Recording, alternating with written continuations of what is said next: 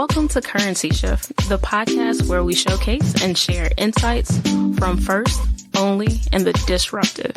These are people who are creating new lanes and carving new paths for women, people of color, and diversity and inclusion. My name is Sade Simone. Let's get started. On today's show, we have Sydney King. Miss King graduated from Colby College and launched her career in sales, which was inspired by her husband, David King's lectures 30 years ago.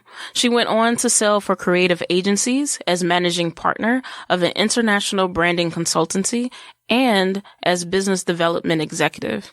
She did this for several other strategic branding and marketing communications firms. As co-owner of CFW Careers, she has become full circle and has great joy of collaborating with a team of terrific women and evolving and growing the firm. She also has a signature program that she collaborates with one of her colleagues called Changing the Conversation, which is passionately committed to continuing the work that David King begun when he founded the firm for Careers for Women in 1973. All right, so we have Sydney in the house. Let's cheers, do our little ceremony. Cheers, clank, cheers, clank. Cheers, take a clank, little clank. sip. Refreshing. Delicious, refreshing. Good for us. We're doing water today. It is. Because we found out that in New York, you can't buy alcohol until noon. So we're going to rock out on this Sunday. So just a note, Sundays, no liquor until noon, which is really upsetting because they sell it all night. What's going on? All right, let's get started with the show. Thank you for being on the Currency Shift podcast and really trusting me to help get the story out of your husband, David King. Yeah. Yes. That is what I love to do more than anything else. Excellent. So we have Sydney King, and she is doing something super, super important right now in the industry. And she's been doing it for over 45 years, her and her husband and her team. She focuses on careers for women. Tell us a little bit more about that. Yeah. And so our firm was founded as Careers for Women by my husband, David King, 45 years ago, April 1973.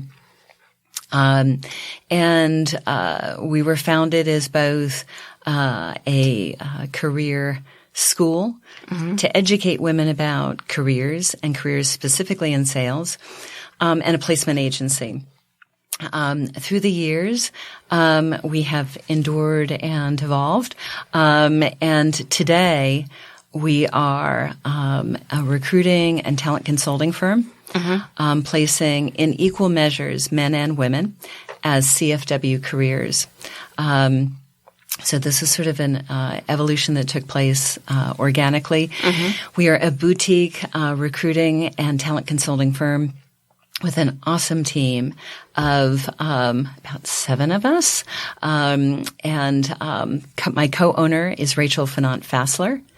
And together with our team, we are doing some pretty great work with companies, giving them great sales talent and helping them grow their teams. Okay, excellent. I like that you guys have expanded to the male side as well, which is really good.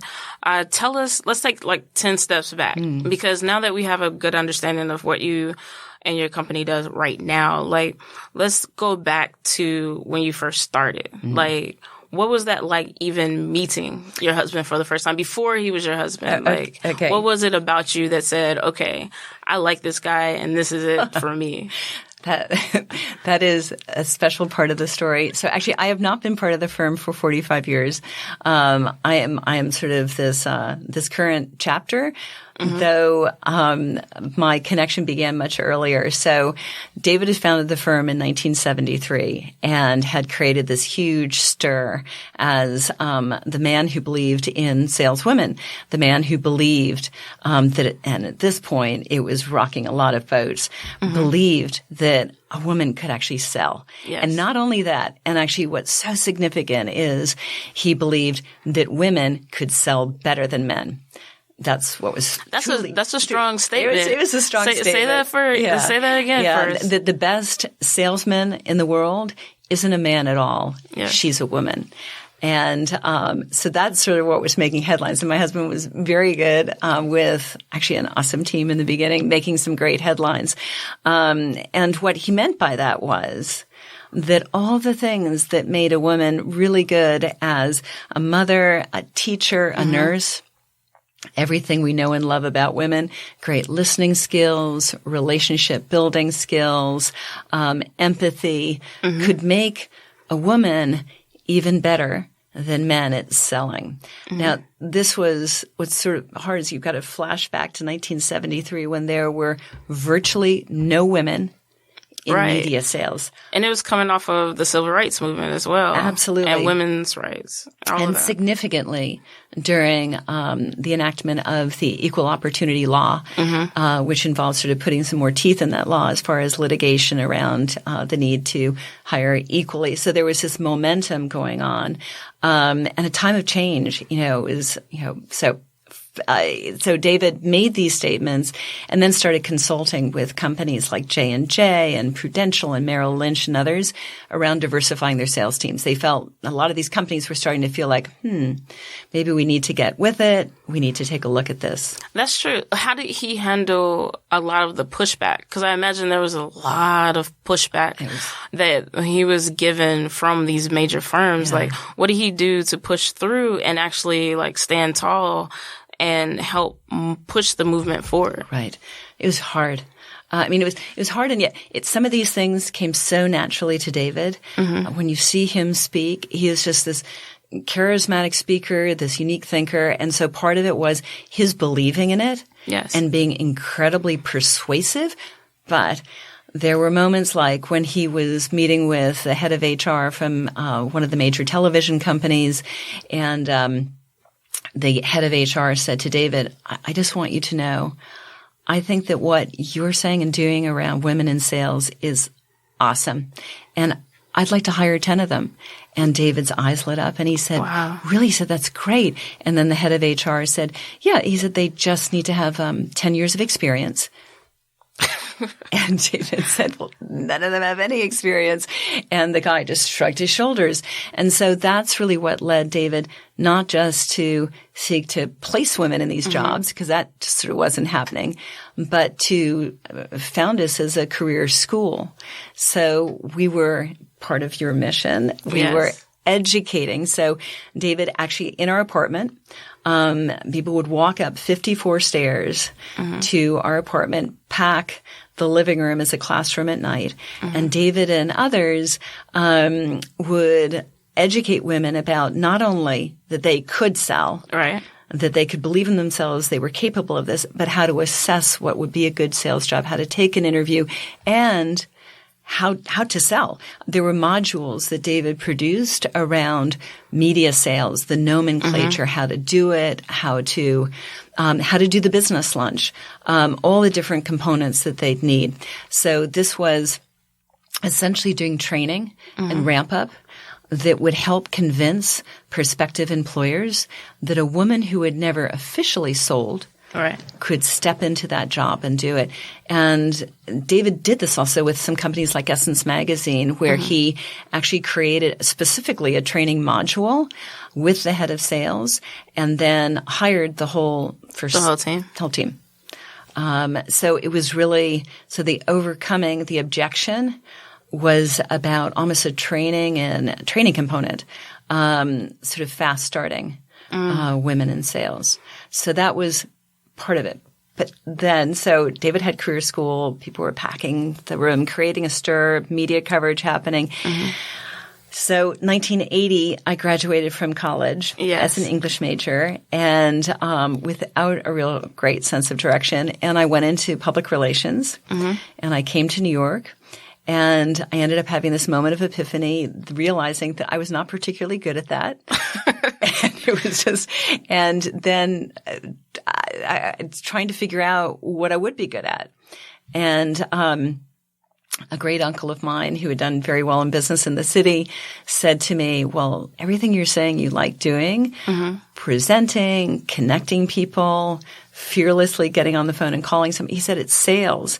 And I said, oh, I don't think so. I was an English major, and I really don't think it was sales. And he was the one who explained to me there are line jobs and staff jobs. Line jobs are the jobs that directly impact the bottom line and where your efforts and contributions are quantifiable, which is also great for women, as David had been noting, because nobody can refute when you bring in that sale. That's true. So I thought about that, and doing what I did do pretty well, I started networking and connecting. And a woman from Xerox on the sales team at Xerox said to me, you're a woman, you're interested in sales, you should call David King. Oh, wow. And so this is about 12 years after he had founded the firm. I called, and he said, yes, we have these seminars, you should attend.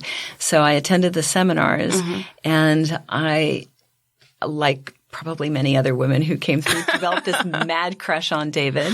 And which actually ended up going unrequited for about 20 years. Oh, wow. And but we stayed in touch. He was a sort of mentor, and gave me advice along the way. And I actually ended up hiring somebody through Careers for Women. And then fast forward to 2001, I had turned to him for advice again. I had taken him out for dinner to really get a lot of advice. And it was over dinner that night that we both fell in love and ultimately got married. And then I begged him to let me come play for the home team. And I joined the firm. Oh, wow. So, this is great. It's showing how you went from English major in college to thinking you were going to PR, public relations, and then you end up transitioning into sales. But what were your childhood aspirations? What were you originally going for? All I know is that actually it was unclear. It was unclear. I knew, having studied abroad, I had thought something international, and that actually played into my later sales career where I did get to do things internationally. But I think I really wasn't sure. I was a bit overwhelmed by the whole process. When I'd graduated from school, my mother asked me what I was going to be doing. I said, I do not know. I just know it's not going to be sales, which of course I came to eat my words. But what I do know is that sitting in the classroom, listening to David, I experienced what so many other women and then later men did, but these early on women, which was listening to this description of what sales was and thinking, I could do that. Yes. Oh, I know how to. And I could make how much money? And it was just awesome to realize that. And when I got my first sales job, which actually was not working with David, he was sort of the one that opened my eyes to it, but I was working for a design firm, an industrial design firm. And when I made my first cold call and I scored the meeting and I made my first sale with Apple Computer, it was just the most heavenly feeling in the world. That feeling of coming to a place where you feel like you're really good at something.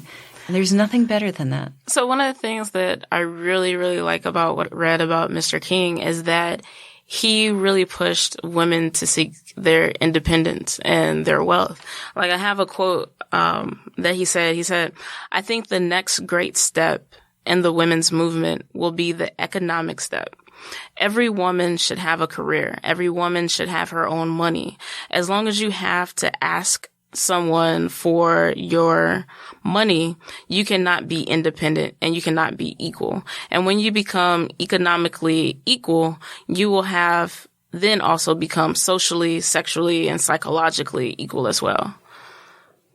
It's the brilliance of David King and the way that he expressed these things, which were truly significant and remain significant in terms of that. These are things that I think we sometimes forget, even today. That just how empowering it can be to earn your own money and to have the joy of doing those things. But imagine those words during an era when such a higher percentage of women didn't have careers. Yes. You know, I think it's also the difference between just a job and a career and building wealth and building a sense of yourself. Let's dig into that, because a lot of our listeners may not understand that there is a difference between having a job versus having a career. A lot of us enter the workforce as saying, oh, okay, this is my job for right now, and not understanding that a job isn't the only thing that you can make money on. You actually want to build that wealth from a career and assets.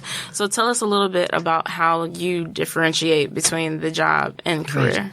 You know, a job is a more transactional thing. You can call a job, but man, we spend the majority of our lives in the workplace and doing this work.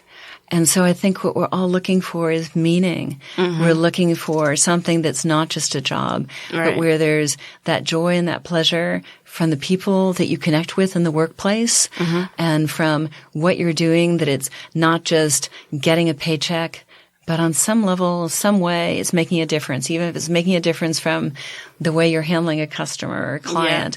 Yes. You know, it's also all about career planning, which is, David King likes to say, you want to think about your career like a chess player, more than one move in advance. The reason why you do that is it's smart strategy, because it means that you're considering your career story and your resume so that if you take that job,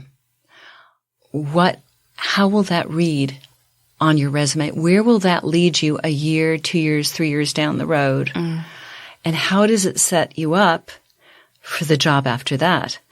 Because you want to make life easier versus harder for yourself in terms of maximizing the number of job opportunities that are available to you.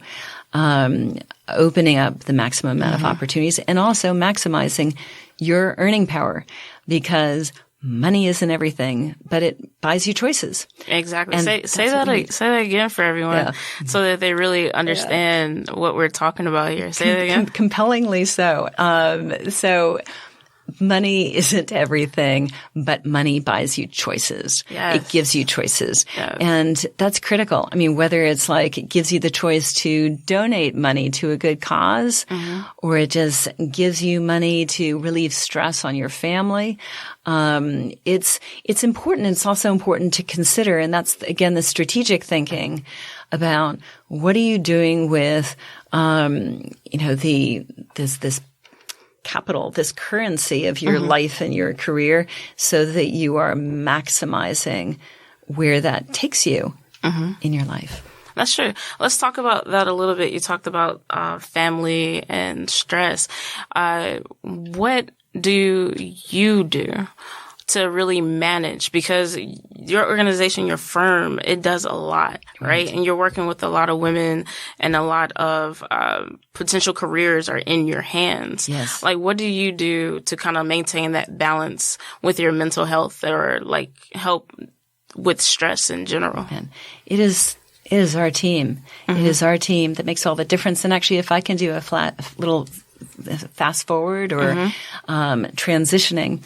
So, because this is an important part of the story. Okay. From when David founded the firm, suddenly there was this transitioning where women told men about what they could learn, and this was a go-to place for sales jobs. Yeah. So we transitioned over the years to 50% men and women, working with everyone from recent college grads up to senior level executives, placing them in sales jobs. And I think the feeling that was reached probably about 15, 20 years ago was, so everybody knows that women can sell. Yes. And now we're sort of this careers for women and men, and as people said at that time. And so that was, the firm was a good placement agency, but the time that I joined. And then something very special happened, which was, and again, we've talked about, there's both a measure of luck, chance, and the right thing happening. Rachel Fenant Vassler came to work for us while she was in grad school. Heard a lot of great NYU grad school undergrads to work for us part-time. And so Rachel worked for us while she was in grad school getting her counseling degree and then left us. And then she'd come back to the city and I had a conversation with her. And I just saw in her these great strengths. She was always part of her family business. She understood business operations. She understood counseling. And I just knew she was a great manager and her strengths were greater than and different from mine. And I asked her to come back and to run careers team. And she did. And she is just my dearest friend and an awesome manager. And so she leads careers team, freeing me up to do what I really love doing, which is selling and helping to bring in business and have selected relationships and be present for my husband, David. And so as far as the stress question, there will always be stress. There will always be stress in sales and recruiting. And sometimes it is like super stressful and there's just way too much in the week. But we love each other so much. We just have such an awesome team and it is this team of about, I guess, 6 or 7 of us. And they are all just awesome women and they are smart and warm and hip and likable. They're just great. And so we help each other over those times and we remember to not just work really hard, but we celebrate our successes every week, often with a celebratory toast at the end of the week. And it is doing it together and seeing how we're supporting each other that makes all the difference. So. Okay. And what ways do you guys celebrate? Like, what are some of the ways that you guys find time to like do the team building, but also celebrate some of the small wins just as much as the big wins? Yeah. Like, what do you guys do for the small wins? So the small wins, it is for me, I think some of it is just the pausing along the way. And there is it's everything from our virtual Slack channel with the virtual high fives to, I think just the way we feel working together that again just makes it good coming into work in the morning. And so that is always there. I think the other component of this, and I don't want to preempt you, but I also want to fit in the other side of this, which is so super relevant this week, which is part of the challenge and the success and everything else, which is changing the conversation. Yeah. Can I talk about that? Yeah, talk about it. Okay. About 3.5 years ago, Rachel and I came together with a good friend of our firm, Maria Simon. And we all really wanted to do something focused on women. So it's almost coming back to where David began the firm as Careers for Women. It was also so much in sync with what's going on in the world and the tenor of the times. And so we founded Careers for Women. It's our women's initiative, which is with the stated mission of helping advance women toward leadership. With the goal of achieving 50% women in leadership. And so we do a series of panel events, discussions, and all focused on this, which began by inspiring women about other women's careers, but we're really putting teeth in it at this point in terms of taking on the challenges and issues that are holding women back in their careers and talking to that and providing everybody who comes to these events with some strong takeaways about what to do about it. And one of the things that came to mind when you said that is your husband, he had a tip that you guys have on the website that I just love. It says, don't be afraid. Don't let fear reroute your life. Absolutely. All right. And I'll say that again for everybody. Don't let fear reroute your life, which is really, really important, especially since you're having the sessions on changing the conversations, right? Because a lot of times there are men that just don't know how to speak about what's going on in the industry with women, right? So let's talk a little bit about you guys are essentially titled First and Disruptive as far as like with the podcast. But one of the big elements is social currency. And social currency is building social networks to gain access, influence, resources, and networking in the digital space that affects a person online and offline. With the firm, what are you guys doing to maintain relevance on social media, and what platforms are you guys really using to like build those relationships and connect with others? Do you know, we each bring different strengths to the team and different components. Yes. I think right now our team is probably rolling their eyes a bit that I am answering this question because I'm probably the least fluent about this.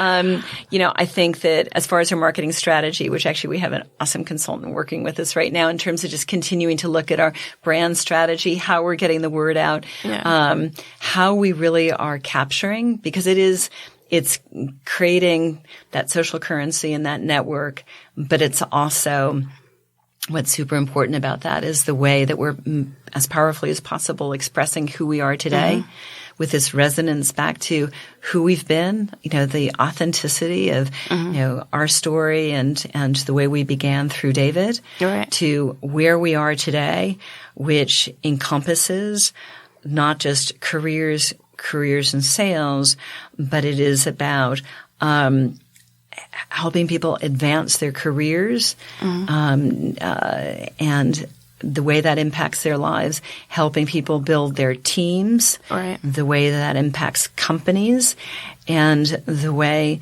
layered on top of that, there's this diversity and inclusion component, which is not only it's the right thing to do, and the way in which we play into that in terms of the work that we're doing across the board.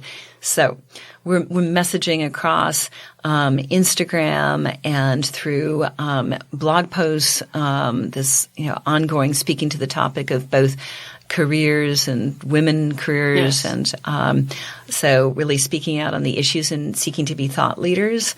And then beyond that, it is really the community that we create through changing the conversation. So that literally the platform is where we'll be at App Nexus for male allies in the workplace post Me Too, where our platform is the stage at App Nexus, and we have this great panel coming together, 2 men, 2 women, to talk about the fear that men have post Me Too, and how we've got to work beyond that for men to work with women, women to work with men, to advance women in the workplace, and to continue to move forward. So, that's the other essential component, which is, our social currency, our power is the network that we create by the people's lives that we're touching and the companies that we're touching through the recruiting and the consulting business. But it's then this other really interesting piece of the way live we bring people together and connecting people, introducing mentors and mentees and facilitating introductions. Exactly. And really being part of the conversation, which is what you're doing so significantly through your podcast. Thank you. I appreciate that. I had a guest, his name was Clayton Banks on the show, the founder and CEO the co-founder and CEO of Silicon Harlem. And his big thing is access for everyone, right? And I think when it comes to social currency, that's essentially what you're providing. That's a key, is access to a person that can help you long term with your career, or to help you with a project, or to help you with a speaking engagement. It's you connecting those people and building those relationships. Which is, it's interesting. We think about what's the future of our firm? Where do we go into the future? And that's one of the things we've been thinking about and grappling with, because at this point with a recruiter or a consultant, it's a one-on-one relationship. So people find through us, our firm, our recruiting company has a different model than other recruiters. It's sort of antithetical to the big transactional recruiting companies. So instead of accept, reject, or you right for this job, everybody who connects with us and our team has this very different experience because the team's not commissioned. We work collaboratively on behalf of the individuals we engage with, And we don't just seek to put them in a job. We seek to listen to them and figure out where are they going in their lives and their careers. And while we can't place everyone, giving them good career advice and counsel, which is awesome. And people come back to us again and again throughout their careers and refer others. Right. And we have similar relationships with our clients where there is this close working relationship. At the same time, it is that other level of community that I think we all want to do something more around that. And if it's women's retreats in the future, if it's a mentoring program, there's something else there. But it's also good to have something else there that you've got to figure out and take on. Yeah, it keeps the company moving forward. You know, you're always building and rebranding and like moving forward. Yes. This is a question that I ask every guest on the show because I think it's really important to really think about who's actually influenced you and how your experiences have shaped you now. And so what advice would you place on the Post-it? Like, of all the advice you've heard, of all the advice that you've given and that you've kind of created for yourself, what would be one piece of advice that you would write on a little Post-it and stick on your desk? It is the advice that I have so much trouble following. And I've been told this, and it's been reinforced most recently by my dear friend and co-owner Rachel Vassler, which is trust yourself. We trust you. And I have so much difficulty doing that. And say that again, because that's huge. That's a huge aspect of confidence as well. It is from two sides. It is trust yourself. And then it's also hearing in your head that person who knows you, likes you, believes in you, saying, I trust you. I trust you. I trust you to make this decision. I trust you to make the right call. And why do you think that's important? Because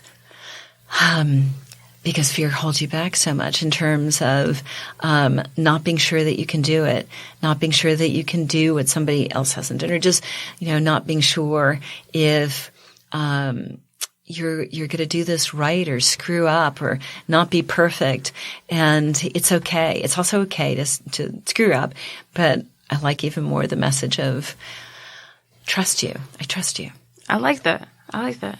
So now we're dropping gems over here. I love that trust yourself, and then hearing I trust you.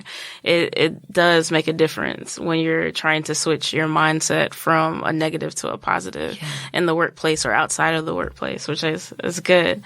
We've come to the point where we have our speed round. Right. This is something that I get really excited about. It's weird why I get so excited about this. I don't know. But basically, I'll ask you a question, and the first thing that comes to mind, and it's an open question, so it's however you feel and however you want to respond. All right. What gets you out of bed? Working with our team. The joy of that. You really love your team. I do. I do. This is a good advertising. Like, I want to work on your team. Y'all, we've heard that before from a lot of unicorns people. And rainbows. All right. Favorite band? I'm sorry? A favorite band. Favorite band? Oh, that is a bad – probably I'm so old. It doesn't matter. We have listeners of all levels. Is the Beatles. The Beatles. Everybody knows the Beatles. I know. Yeah, that's good. Mine is Queen. I absolutely love Queen, so I'm excited to see their movie. For me, it's filled with just the Beatles is just memories of a certain era. Yeah. All right. Favorite drink? Manhattan, and in particular, a Maker's Mark bourbon, Manhattan. Nice. Dark liquor. Yes. Nice. Or role models? I'm torn there. It's actually it's different people for different reasons. It's my husband David because of what he did. It's Rachel because of what I see in her every day. And it is everybody around me. I'm sorry to keep doing the advertisement. Honest to God, it's true. It's genuine. And it is so amazing to be surrounded, as you've talked about, to see the people who are closest to you, who you're not just close to them because you like them. Yes. You're close to them because they inspire you and they stretch you and they make you feel like, wow, That is so impressive. I want to try doing that too. Nice. Luxury item. MM Lafleur clothing. Nice. Yeah. All right. Favorite food? It's probably cheese, a great aged goat cheese to go with a nice bottle of wine. Wow. Okay. Goat cheese and a bottle of wine. Nice. Favorite country to visit? France, Paris, absolutely. For the No cheese question. and wine? Yeah. And it's also, I was told once that I lived there in a past life, and I love thinking that. Love it. Love it. Best way to give back? Through what you give to another person, giving them confidence and caring. I like that. What you give to another person. Say that again.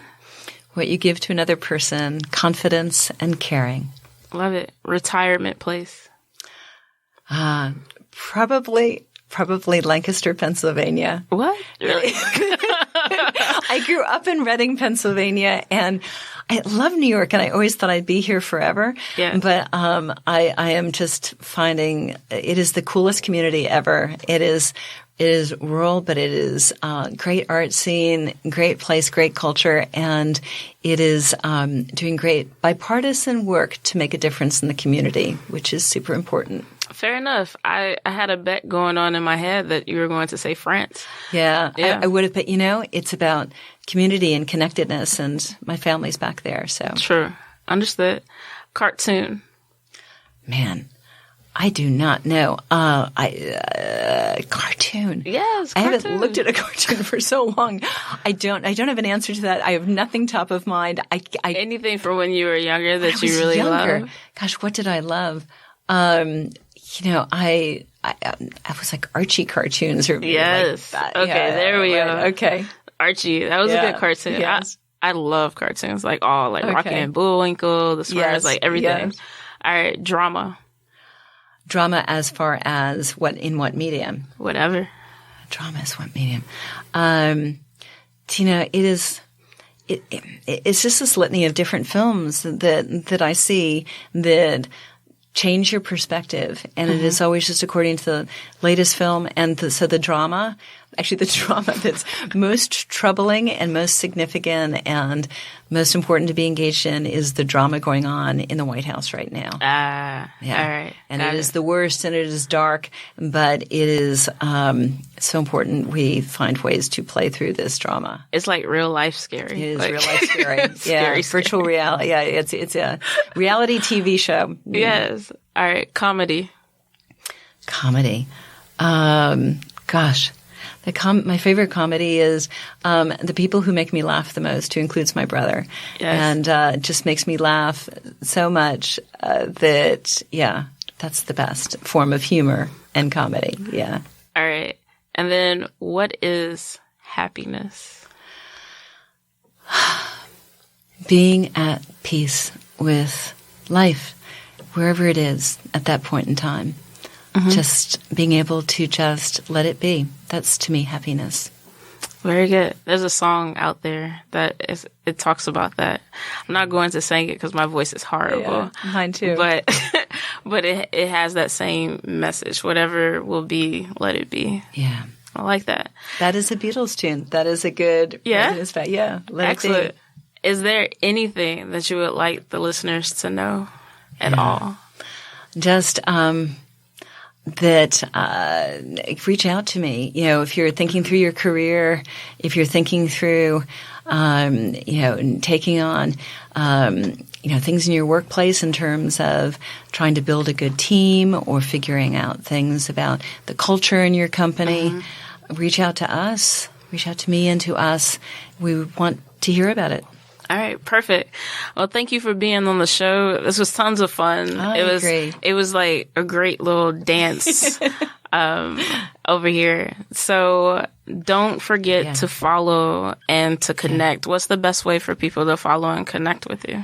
I don't have the handle for Instagram handy, but if you reach out through CFW Careers, and if you go on our site for CFW Careers, there are connections throughout it, both to my email address and to the team.